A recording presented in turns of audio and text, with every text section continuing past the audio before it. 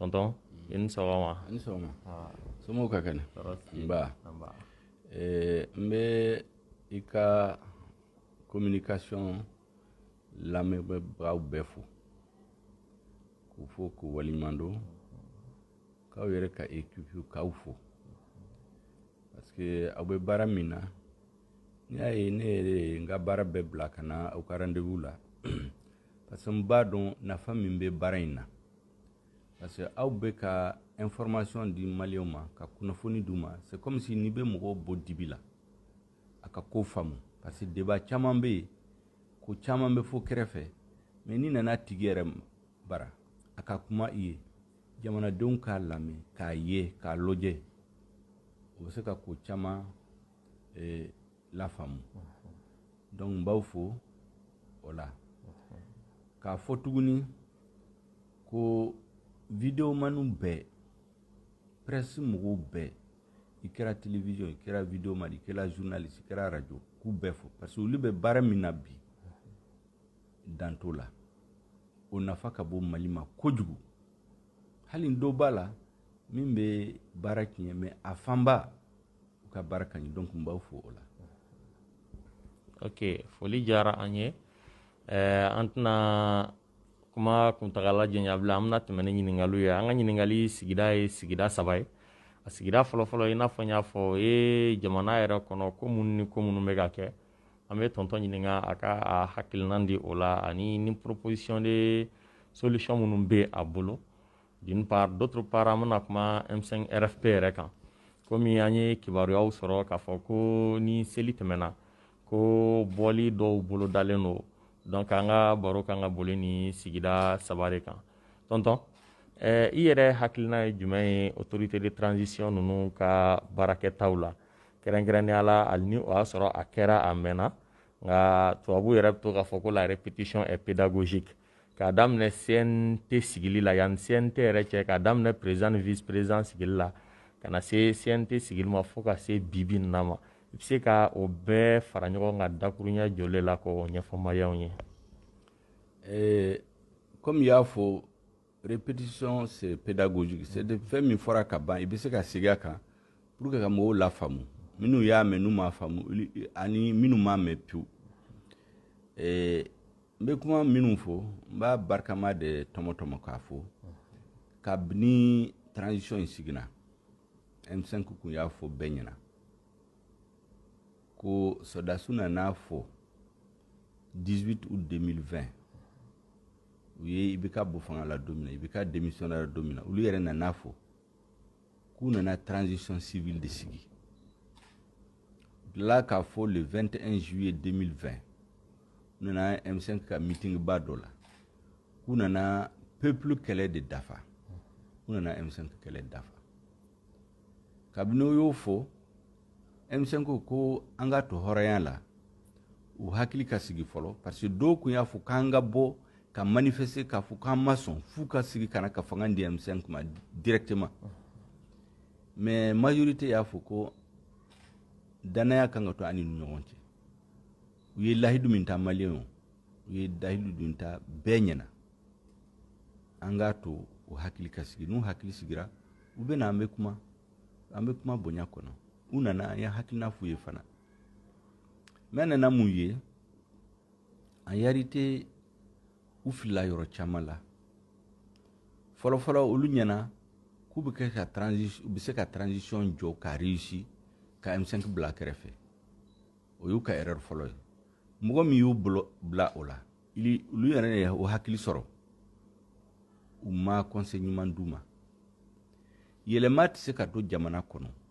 O ma kɛ diɲɛ yɔrɔ si la. A kɛra élection, a kɛra coup d'état, a kɛra révolution, a kɛra tubabu b'a fɔ ko succession dynastique, i ka fanga di den ma. A tɛ kɛ yɔrɔ si la ko fanga yɛlɛmara. Yɛlɛma in pour que k'a waliya, mɔgɔ minnu ye kɛlɛ kɛ, ka yɛlɛma in nati, k'u bila kɛrɛfɛ, ka taa mɔgɔ minnu ko k'u tɛ sɔn yɛlɛma ka don jamana kɔnɔ, olu mɔgɔ minnu y'a fɔ k'u da t'a la, k'olu de wele ka na, k'a fɔ k'olu de bɛna yɛlɛma in waliya. O ma kɛ yɔrɔ si la, a ma kɛ diɲɛ na.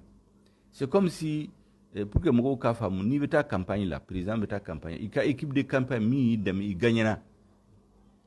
i sigilen kɔfɛ i b'u bila kɛrɛfɛ k'a fɔ mɔgɔ min ye campagne k'i contre la k'o équipe de ta ka na ko aw de bɛna i ka programme waliya o tɛ se ka ɲɛnabɔ u binna o fili de kɔnɔ o fili in fana sababu caman b'a la n tɛ segin a kan janfan b'a la u y'u hakili suɲɛ olu fana a kun b'u ŋaniya la mais an tɛmɛn'o kan u nana président de transition sugandi u ma sugandi tiɲɛ kan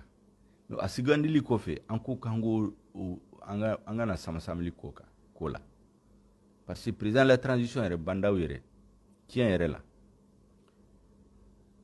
mɔgɔw b'a bonya ne kɔni b'a bonya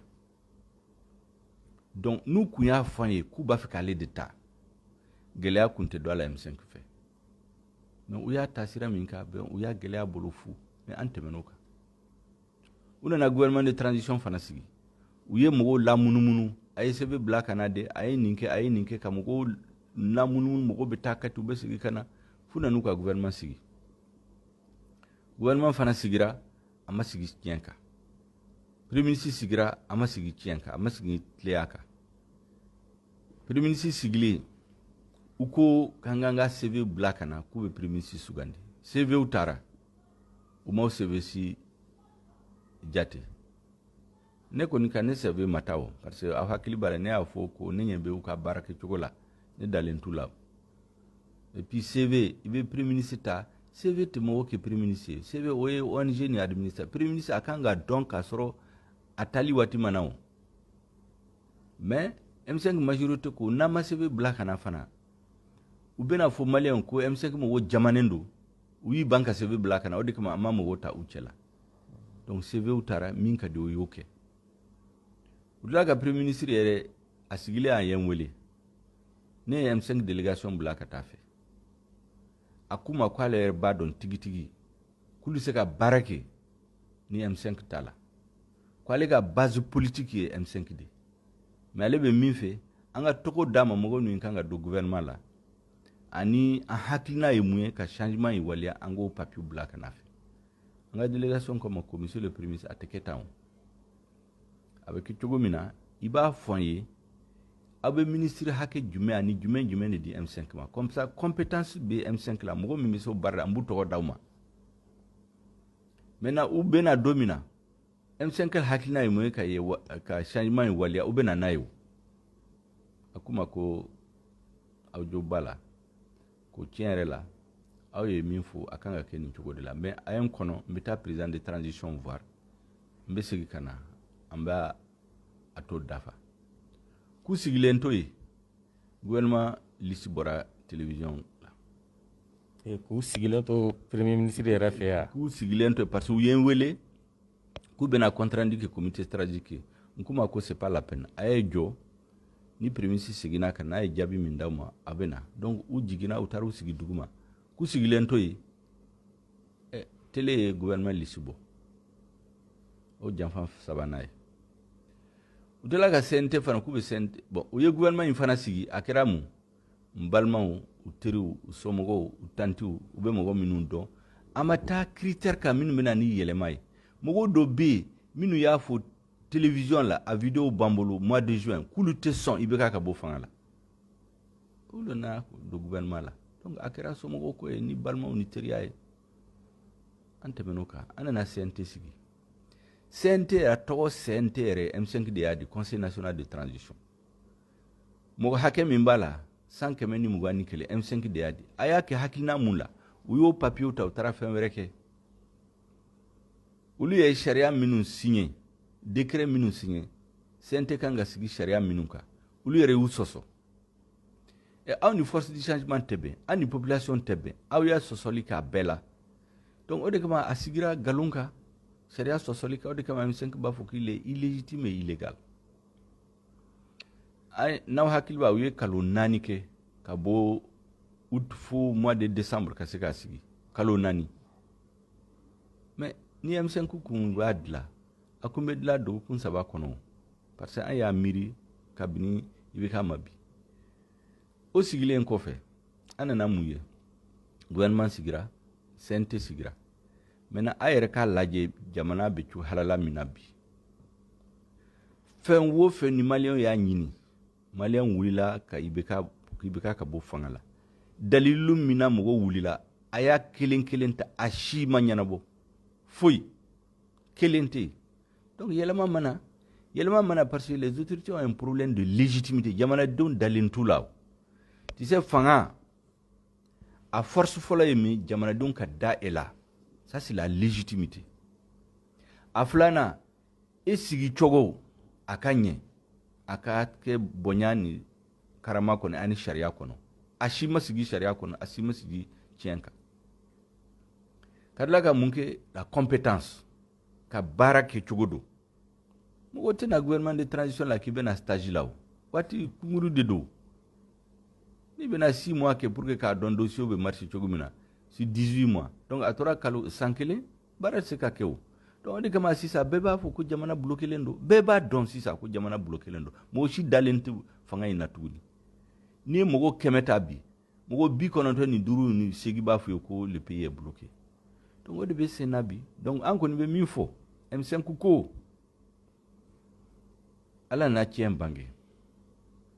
n'aw hakili b'a la M5 ye conférence ni meeting minnu kɛ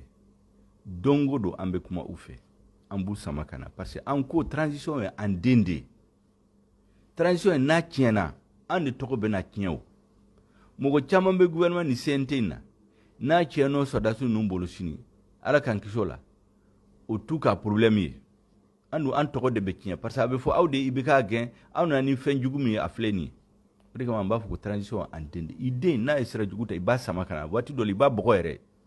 pour que a ka sira ɲuman ta an b'o k'o de kɛ transition la an fait la pédagogie o de kama ko rectification de la transition u ye sira jugu min ta u ka bɔ la ka na sira ɲuman kan olu ni force du changement ka sigi ka kuma jamana kan ka taa sira bolo min kan an ka se ka bɛn a kan mais n'an kumana fɔ an dɛsɛra n'an sera yɔrɔ dɔ la a bɛ se ka niveau dɔ sɔrɔ maliyɛn bɛna wuli tuguni k'a fɔ k'u ka taa ka bɔ fanga la depuis le mois de septembre octobre an ka militant dɔ ye sɛbɛn bila ka na ka bɔ région caman la k'an ka fɔ démission de Bandaw et de son régime k'an k'o exige kabini septembre an ko ko waati ma se fɔlɔ an ka muɲu n'an ye mun an ka wuli sisan mɔgɔw bɛna fɔ ko parce que an bɛ fanga dɔrɔn de nɔfɛ mais bi bina sera yɔrɔ min na ni mɔgɔ min wulila k'a fɔ transition ta ka bɔ maliyɛn bɛɛ bɛ tugu a kɔ mais an t'a fɛ a ka tiɲɛ an bolo parce que ni fanga nin dafirina cogo dɔ la a man ɲi Mali ma o de kama b'a fɔ il faut être sage et mesuré dans ce qu'on fait o de kama an bɛ continuer ka kuma o fɛ mais ni sunkalo banna o bɛna kɛ kalo 8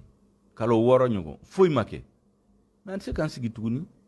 an se an bɛna population mobiliser o k'u wuli ka min b'u kɔnɔ u k'a f'u ye. ok yan'a ka so mobilisation yɔrɔ ma i yɛrɛ ka kɔrɔfɔ la i ko ka M5 RFP yɛrɛ to premier ministre fɛ u bɛ lajɛrɛ la u sigilen don k'a kɔnɔ ko gouvernement lisi bɔra est ce que yɔrɔ dɔ la mɔgɔ minnu b'a fɔ ko u bɛ fanga la en tant que figurant ko sinon k'u tɛ ka foyi décider o yɔrɔ la an bɛ se k'a fɔ ko o ye tiɲɛ ye est ce que e yɛrɛ dalen don a la k'a fɔ minnu bɛ fanga la sa olu yɛrɛ de bɛ ka décision ta. mais ne b'a dɔn gouvernement in sigira cogo min na fanga tɛ se ka sɔrɔ u bolo n'u y'i ta ye u teri de u balima u somɔgɔw e ma kɛlɛ kɛ ou bien i ye kɛlɛ kɛ mais mɔgɔw dɔ bɛ yen mérite bɛ mɔgɔ min bolo ka tɛmɛ e kan n'aw nana aw tɛ se ka baara kɛ o u b'a fɔ ka min kɛ a b'o de kɛ olu dun u tɛ min dɔn gouverner le pays c'est un problème politique c'est pas le travail des militaires soldats bɛ se ka politique kalan soldats dɔ bɛ se ka sɔrɔ politique yɔrɔ la mais soldats ka baara tɛ ka n'a ka politique mɔgɔw bila kɛrɛfɛ k'u ka baara kɛ dɔw b'a fɔ ko parce que politique mɔgɔw dɛsɛra olu ye jamana tiɲɛ o tɛ tiɲɛ ye o n'i y'a ye jamanaw bɛɛ la u bɛ kuma jugu fɔ politique ɲɛmɔgɔw ye n'i taara France u b'a fɔ ko ils sont tous les mêmes n'i taara Amérique u b'a fɔ ko les hommes de Washington yɔrɔ bɛɛ la o kuma bɛ fɔ yɔrɔ bɛɛ la o c'est comme n'i bɛ ɲɛmɔgɔya la i n'a fɔ comme ɲamabɔ yɔrɔ o tɛ problème ye o mais e ka n'o ta k'a fɔ k'i bɛ jamana diriger nin sariya kan ko a tɛ se ka c'est comme soldats filɛ nin ye e tiɲɛni min kɛra Mali la o tɛ problème de sécurité ya lakanabaliya de nana n'o bɛɛ ye mais est ce que o bɛ se ka yamaruya d'an ma an k'a fɔ ko sisan comme soldats de dɛsɛra an ka soldats bila kɛrɛfɛ an bɛ taa politiciens ni chirurgiens ni cuisiniers ni vidéoman comme aw k'aw fara ɲɔgɔn kan k'aw de bɛna kɛlɛ kɛ o tɛ se ka kɛ nin cogo la o an bɛ soldats ninnu wele ka na minnu ka ɲi an b'u tɔmɔtɔmɔ minnu man ɲi an b'u bila kɛrɛfɛ maintenant minnu ka ɲi u kan ka min de kɛ min de kan ka k'u ye jamanadenw kan ka mun de kɛ pour que ça ka kale kɛ a bɛ kɛ nin cogo de la o ni politicien dɔ ye tiɲɛli kɛ aw b'a dɔn a y'a tɔgɔ fɔ kɛ n'a kan ka kiri a ka kiri mais aw tɛ n'a fɔ ko politicien bɛɛ nɔ don k'u bila kɛrɛfɛ ka taa mɔgɔ minnu ta min tɛ kɛlɛ kɛ min t'a ɲɛ dɔn olu ni sɔrɔdasiw ka fara ɲɔgɔn kan u tɛ se ka taa o donc u ka segin kɔ Mali nafa b'o de la an yɛrɛ nafa b'o de la parce que ni yɛlɛma kɛra cogoya dɔ la sisan a ma ɲɛ an ka jamana ma nous on est conscient de ça mais n'olu tora nin cogo la u bɛna bi dingɛ kɔnɔ ala k'an kisi o la donc mɔgɔ minnu b'a fɔ k'u tɛ se baara la k'u fanga t'u bolo ne kɔni dalen dɔ la u tɛ baara min ka di u t'a kɛ o cogo la n'o tɛ mɔgɔ min dama dɔ bɛ gouvernement la compétence bɛ minnu la an tɛ se k'a fɔ i n'a fɔ jɔn ne se ka tɔgɔ fɔ parce que n'i ye tɔgɔ fɔ ni ɲinɛna kelen kɔ a bɛ se ka digi dɔ la ne kɔni b'a dɔn ko mɔgɔw don ba la compétence bɛ minnu la maliyɛnw bɛɛ b'a dɔn. ok donc i ka fɔli la a ye u wele ka na walasa ka kumaɲɔgɔnyaw kɛ nɛgɛninw kɛra ni u ma sɔn o ma a bɛna mesure wɛrɛw ta yanni an ka se o mesure yɔrɔ ma i bɛ se k'i da don M5 RFP yɛrɛ la parce que wagati dɔ la dɔw tun ko ko le M5 est mort de sa belle mort o kɔfɛ i yɛrɛ ko M5 bɛ balo la kosɛbɛ donc M5 bɛ état jumɛn de la an bɛ don min na i ko bi est ce que a structurelen don wa ou bien a bɛ cogo di. i y'a dɔn mɔgɔ caman tɛ ko dɔ faamu n'u ye kɛlɛ dɔ résultat ye u bɛ résultat dɔrɔn de ye min kɛra ju kɔrɔ u t'a ɲɛdɔn mɔgɔ dɔ nana fɔ réseau la yɛrɛ k'ale de ye M5 sigi ala barika la politique ɲɛmɔgɔ minnu bɛ M5 la ni jateminɛ kɛ u kun ye baara caman kɛ ju kɔrɔ kabini 2018 kabini élection présidentielle ŋanamura n'aw hakili b'a la ne yɛrɛ ye sɛbɛnba dɔ kɛ ka bila journaux la avant le M5 o kɛra je crois en avril 2020 article dɔ di l'heure de la désobéissance a sonné ko maliyɛnw kan ka muruti ka bɔ fanga in bolo u y'o sɛbɛn kabini M5 ma wolo o y'a sɔrɔ an tun bɛ ka jamanadenw o waati fangantigi ninnu ɲɛna ko ne tun bɛ kuma fu de an tun ye mɔgɔw hakili labɛn o de kama M5 ko nana don min na Troika y'a sigi EMK CEMAS ani FSD an faralen ɲɔgɔn kan mɔgɔ caman y'a fɔ n ye ko aw tɛna sira sɔrɔ an ko k'an b'a ko n'a y'a bolo n'a y'a fɔ ni maliyɛnw bɔra an bɛna ye an bɔra le 5 juin min bɔra la bɛɛ y'a ye o de la fanga yɛrɛ a commencera ka taa o sérieux après an nana dayɛlɛ mɔgɔ caman nana fara kan o baara ɲɔgɔn de bɛ sen na sisan dɔ ko M5 sara n ko k'olu ma foyi faamu M5 jɔlen don parce que minnu y'a stratégie dilan minnu y'a hakilina dilan bɛɛ b'u place la une action politique i b'a réfléchir i b'a stratégie dilan i kɔnɔna la ka tila ka appliquer dɔɔni dɔɔni an y'o de kɛ 2020 la an bɛ n'o de kɛ ni sira ma sɔrɔ an ni sɔrɔdasi ma bɛn foyi la o de bɛna kɛ o stratégie bɛɛ tɛ se ka fɔ an bɛ ka mɔgɔw labɛn sisan mɔgɔw labɛnlen don parce que bɛɛ tigɛra fanga in la sisan donc a kɛra dɔrɔn an ka waati dɔ sɔrɔ ka fɔ maliyɛnw ka bɔ an b'o waati de an b'o ko de labɛn on est dans la stratégie politique mɔgɔ caman t'a faamu minnu ye an bila ka taa tugu sɔrɔdasi ninnu fɛ olu tɛ politiki baara dɔn olu ɲɛna politiki baara ye dɔrɔn ka na kuma ka mɔgɔw dɔgɔya ka kow dɔ fɔ mais politiki t'o ye tubabu b'a fɔ ko la politique n b'a fɔ tubabu kan na tubabu ne yɛrɛ b'a fɔ ka mɔgɔw ka faamu ko la politique c'est un art c'est l'art de réaliser ce qui est possible et de rendre possible ce qui est nécessaire ni mɔgɔ min m'o faamu i bɛ fili mɔgɔ caman ye M5 bila comité stratégique bila ka taa place ɲini an ko k'an k'u to yen ka taa u ye kuma caman fɔ an kan mɔgɔ si ma lamɛn mɔgɔ si ma mɛn ko ne y'u jaabi parce que n b'a dɔn k'u bɛ segin ka na a kuma bɛ senna a caman seginna ka na sisan u bɛ kuma minnu fɔ ani M5 kuma ye kelen ko foyi ma ɲɛnabɔ ko premier ministre légitimité t'a la ko M5 peuple ye laɲini min kɛ ka IBK to fanga la ko a foyi ma ɲɛnabɔ donc sisan an bɛ ka jamanadenw labɛn u labɛnlen don M5 a filanan M5 y'a ka réorganisation kura ten pour que bɛɛ ka responsabiliser comité stratégique kɔrɔlen an kun bɛ réunion kɛ dɔrɔn ne b'a présider bi an ye décision ta il y a un président du comité stratégique porte-parole sugandira vice-président sugandira commission stratégique le groupe de réflexion stratégie min kan ka dilan pour que an k'an sogo sɔrɔ o fana sigira commission femme muso coordination sigira jeune coordination sigira coordination nationale sigira commission fana bɛ ka sigi olu bɛɛ bɛna baara kɛ ɲɔgɔn fɛ en synchronisation ka maliyɛnw labɛn don min na ne y'a fɔ maliyɛnw ka bɔ u ka bɔ min b'u kɔnɔ u k'a fɔ donc o structuration fana kɛra ka ban tile fila in na ne bɛ k'u bɛɛ rencontrer a ye coordination des jeunes rencontrer kunna sini a ye musow rencontrer kunu bi an bɛ coordination nationale rencontrer o kɔfɛ n bɛna les victimes de la répression les victimes de la transition u ye mɔgɔ minnu tɔɔrɔ fu an bɛ n'u bɛɛ rencontrer ka bɛɛ labɛn yanni sunkalo ka ban n'a ni sɔrɔdasi ninnu bɛnna ko dɔ kan ala barika la o de ka ɲi maliyɛnw ma n'a ma bɛn ko dɔ la an bɛna fɔ maliyɛnw ye min bɔ b'a la maliyɛnw bɛna fɔ an kɔni bɛ min ɲini ala ka hakili ɲuman d'u ma parce que a caman b'a la an denw de don an t'a fɛ fɛn ka tiɲɛ u bolo président yɛrɛ an kɔrɔkɛ de don an b'a bonya an t'a fɛ fɛn ka tiɲɛ u bolo mais olu ye sɔrɔdasi de u tɛ politique baara dɔn fɛn min bɛ labɛnnen don u kama u t'a bɛɛ kalama an dun b'a dɔn ni ko in ɲɛna maliyɛnw bɛɛ tɔgɔ b'a la n'a tiɲɛna mɔgɔ fɔlɔfɔlɔ min tɔgɔ bɛ fɔ o ye M5 ye parce que M5 ye nin mankan wuli ani olu donc an ka jɛ an ka a ɲɛ parce que an de bɛ se k'a ɲɛ parce que n'an ma bɛn a bɛ tiɲɛ n'a tiɲɛna u bɛna an dɔn n'a ɲɛna u bɛna fɔ ko maliyɛnw bɛɛ nɔ don i ko fɛn min labɛnnen n'u kama k'u to o dɔn o b'a yira k'a fɔ ko i yɛrɛ hakili la mɔgɔ bɛ yen nɔ minnu ni sɔrɔdasi ninnu bɛ ka baara kɛ n'olu kɛlen don ka janfa labɛn o kama non janfa ko tɛ yen jamanadenw ye laɲini min kɛ n'aw nana fanga ta aw m'o waleya aw bɛ baara wɛrɛ kɛ jamana bɛɛ bɛ labɛn ko ni ko k'u bɛ labɛn janfa ko tɛ a bɛɛ bɛ fɔ kɛnɛ kan o n'a waati sera a bɛɛ bɛ fɔ kɛnɛ kan mais an y'a fɔ don min na ko i bɛ k'a ka démissionner an ma janfa k'a la o n ko mɔgɔw bɛ k'i labɛn o kɔrɔ ye mun ye parce que n'i ye groupe socio-politique ta toutes les couches les politiques la société civile les syndicats les organisations bɛɛ diminen b'u kɔrɔ sisan mais ninnu se k'i sigi comme ça parce que u tɛ se ka jamana mara nin cogo la n'i y'a fɔ ko min b'i labɛnnen don n kan b'o de ma et puis mɔgɔ dɔw bɛ yen min b'i labɛn ka fanga in dafiri an t'a dɔn u b'a fɛ ka kɛ mun na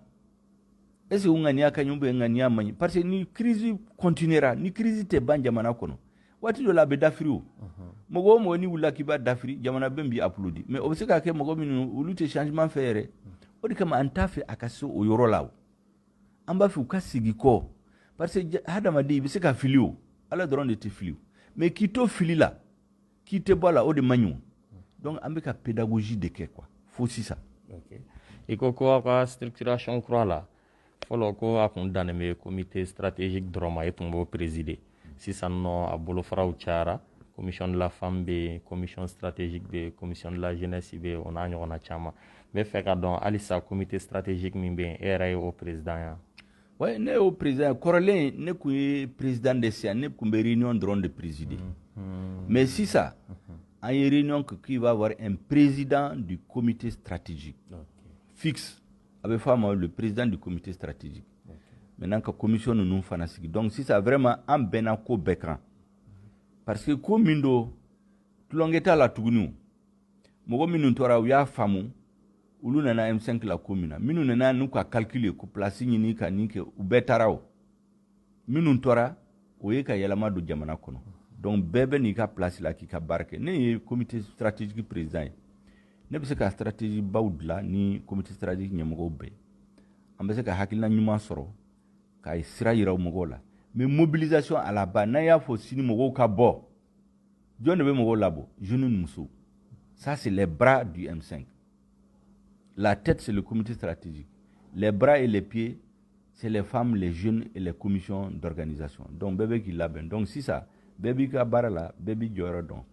ok i ko i ka kuma kɔnɔna na ko hali dɔw tun ye M5 janfa ka taa jɔyɔrɔ ɲini na bi olu bɛ ka tila ka segin ka na yala aw préparelen no ka baara kɛ ni o mɔgɔ ninnu ye ka da kan aw b'a dɔn ka ban ko u ye janfa kɛ siɲɛ fɔlɔ la est-ce que malgré o janfaw kɔnɔna na aw préparelen no ka baara kɛ n'o ye n'o y'a sɔrɔ aw préparelen no ka baara kɛ n'o ye a tɛna sera u k'aw janfa don n'a nataw la an kɔ tuguni jɔyɔrɔ nɔfɛ wa. Tu sais ne y'a fɔ sisan ko ala dɔrɔn de tɛ fili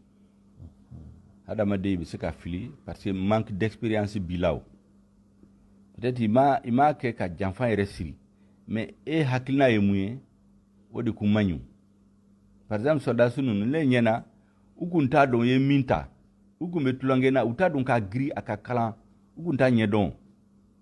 mɔgɔ minnu taara kumaw fɛ fana mɔgɔ sugu caman b'a la dɔw b'a la min kun b'a fɛ ka tiɲɛ u bolo k'olu ni M5 fara dɔw b'a la min bɛ se place ɲini u taara u fɛ k'olu ni M5 ka fara dɔw yɛrɛ b'a la peut-être ŋaniya ka ɲi en tout cas fili dɔnn'a la n'i y'a fɔ ko janfa o ye kumaw de caman dɔn mɔgɔ dɔ dɔnn'a la parce que a filila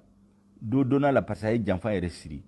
dɔ dɔnn'a la parce que a ŋaniya ka ɲi ale ɲɛna sɔrɔdasi ninnu bɛ se a ko la maintenant mɔgɔ o mɔgɔ n'i y'a dɔn sisan